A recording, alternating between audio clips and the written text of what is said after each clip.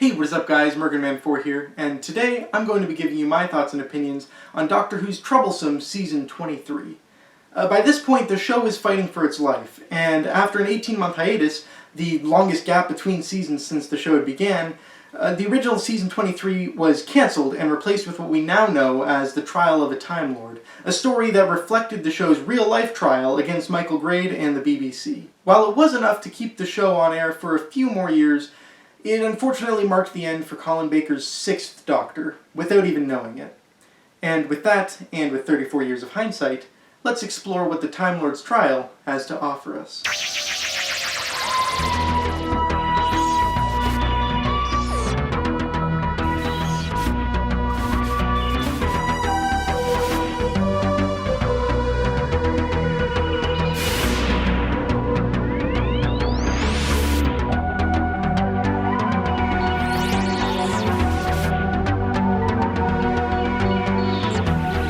Season 23 was certainly the most turbulent production that the show's ever endured.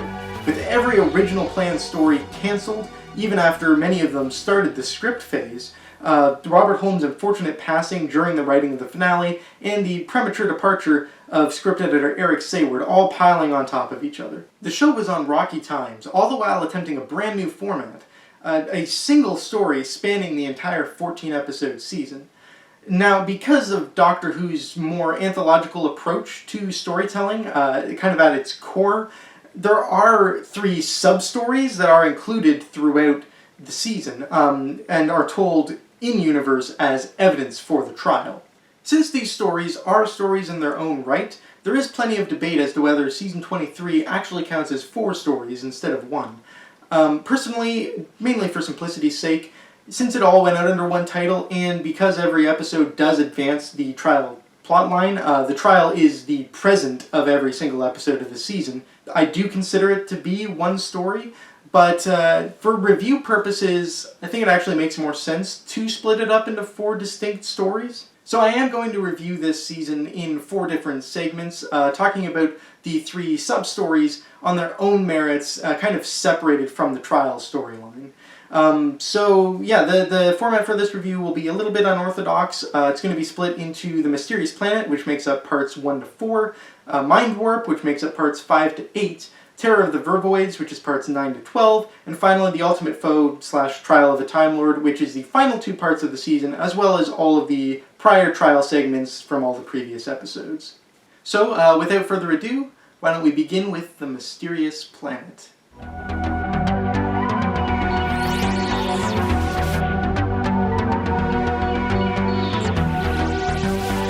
Robert Holmes kicks off the season with plenty of wit, charm, and wonderful subversion. The Mysterious Planet, like much of Holmes' work, is packed full of inventive ideas and superb characters, and is above all else, just a whole lot of fun. The 6th Doctor and Perry are at their televised best here. They just bounce off each other really well. And while 6 is still his usual abrasive self, there's definitely a warmer side to him that really accentuates the growth that he's experienced since his first story. Another excellent double act comes in the form of Glitz and Dibber. Glitz the greedy criminal, and Dibber his dim-witted sidekick. Glitz, who will cross paths with the Doctor a couple more times, makes an immediate impression and is easily one of the most entertaining guest characters that the show's ever had. He kind of acts as an anti-hero. He's a bad guy, he does bad things, but you just love to watch him, and he does ultimately end up helping the Doctor out.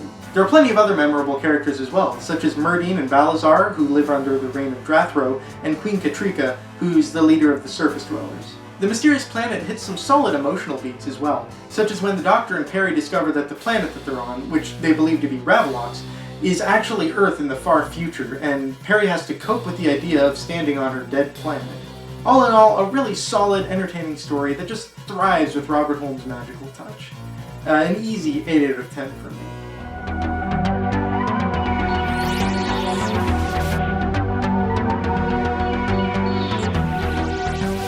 Mindwarp is the best remaining fragment of what the original Season 23 would have looked like. It still bears practically no resemblance to the original story, but the writer, Philip Martin, was maintained, as was the return of the scummy, slimy Syl from the previous season. And his return works fantastically.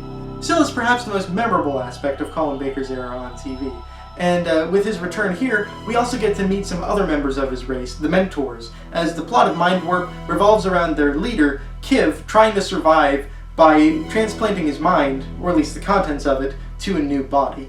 This story is filled with atmosphere, with this ever-growing dread and tension throughout it, and still makes for a perfect villain. He can be dim-witted at times, but he's also devilishly cunning, and really creepy at times. And yet, at the same time, he's also highly entertaining to watch, as is so many of the guest cast in this story.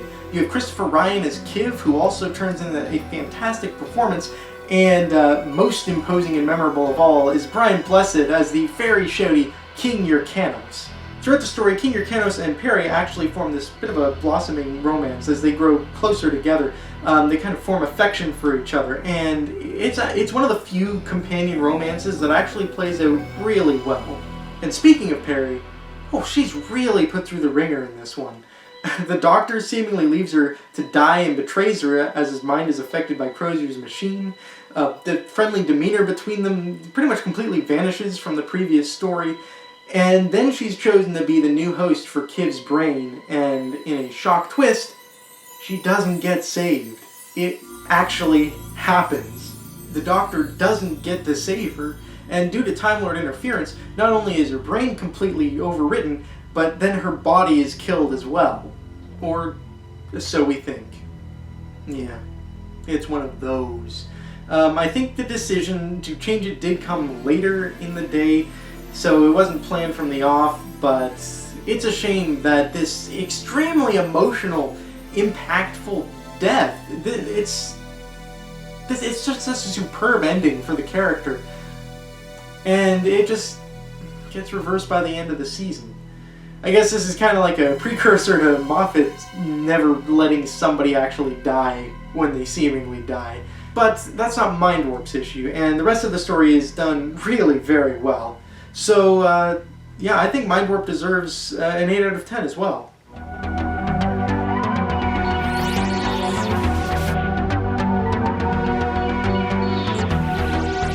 Terror of the Vervoids is the most straightforward story of the season, as a relatively simple whodunit with no connection to the trial whatsoever, unlike the prior two stories. However, as a story taken from the Doctor's relative future, this serves as an introduction to new companion Mel, who's been traveling with the Doctor for some time. While there are a few companions whose exits have happened off-screen, in a bit of a timey-wimey twist, this is the only companion who we never get to see actually meet the Doctor. She's already well into her travels with him when we first see her. And while Bonnie Langford does play the part with a certain charm, I've always felt that Mel was nothing short of annoying, and unfortunately this rewatch has not changed that for me. As for the story itself, it is pretty entertaining, but as previously mentioned, it is relatively straightforward. That isn't necessarily to say that's a bad thing, but unlike the prior two stories, Terror of the Vervoids just doesn't really have any elements that stand out for me or make me necessarily want to revisit it. It's a good story, just the least engaging of the season for me. So I think I'm going to be giving Terror of the Vervoids a 7 out of 10.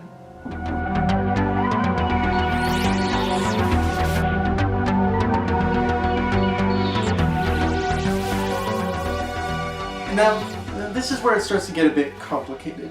Normally when people split up Season 23, they don't separate the trial segments from the sub-stories, but I'm going to here. So what is normally known as the Ultimate Foe, aka the last two episodes, I'm also going to be lumping in all the other trial segments from the previous parts of the story.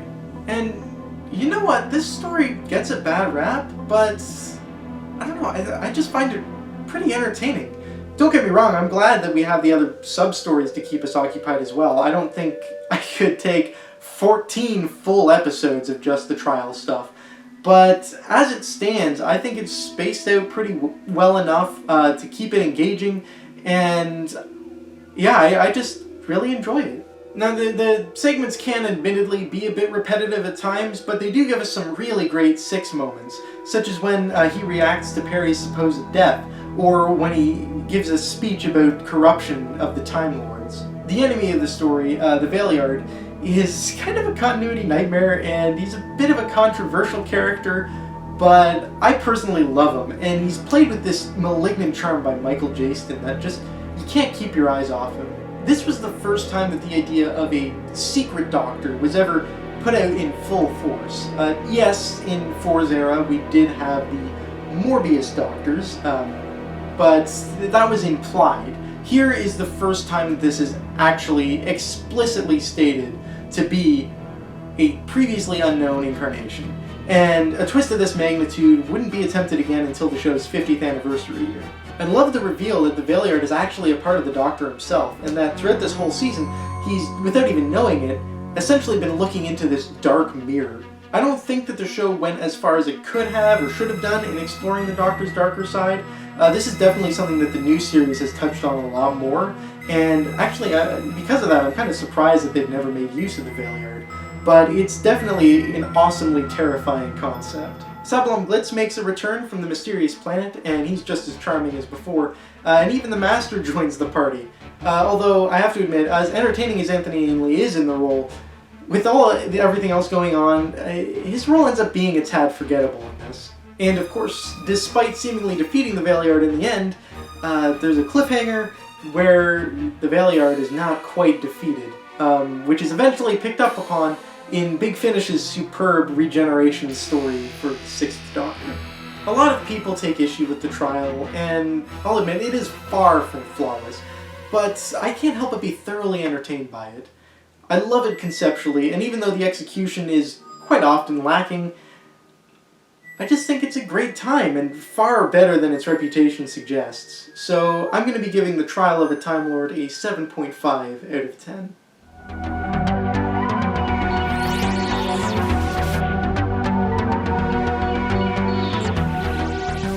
So, the trial season. Turbulent times. But despite all that, and perhaps it's because I didn't first see it until decades after it originally aired, but I just have such a great time with it. The last 2 times I've watched this season, I've been able to watch all 14 episodes in one go, back to back, and I normally can't do that with classic Doctor Who. The pacing is just, I don't know, I usually can't take that many episodes in a row, but there's something about the trial that just flows together so well for me.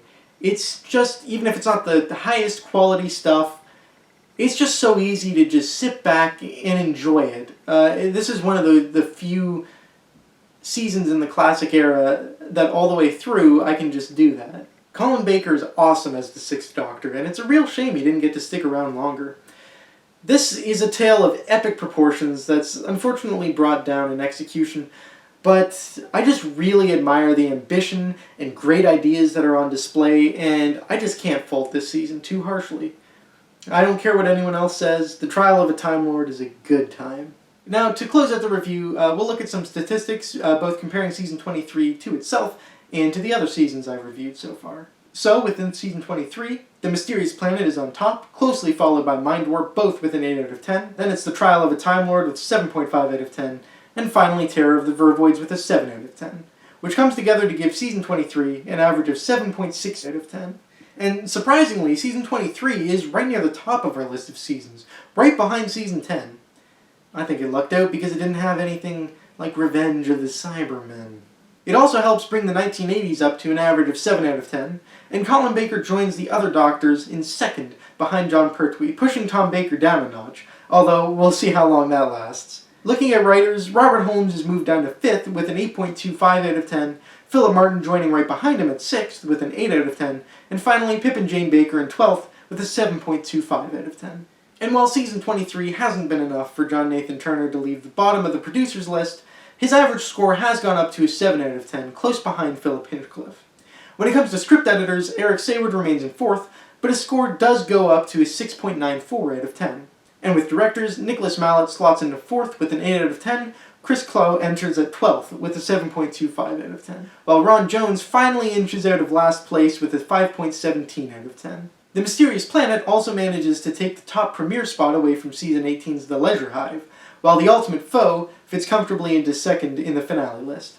And yes, just for the sake of convenience, this is the only place in the review where The Ultimate Foe is separated from The Trial of a Time Lord. And so far, out of the 28 stories I've reviewed, The Mysterious Planet and Mindwarp are back-to-back in 9th and 10th place, while The Trial of a Time Lord sits 13th and Terror of the Vervoids at 20th.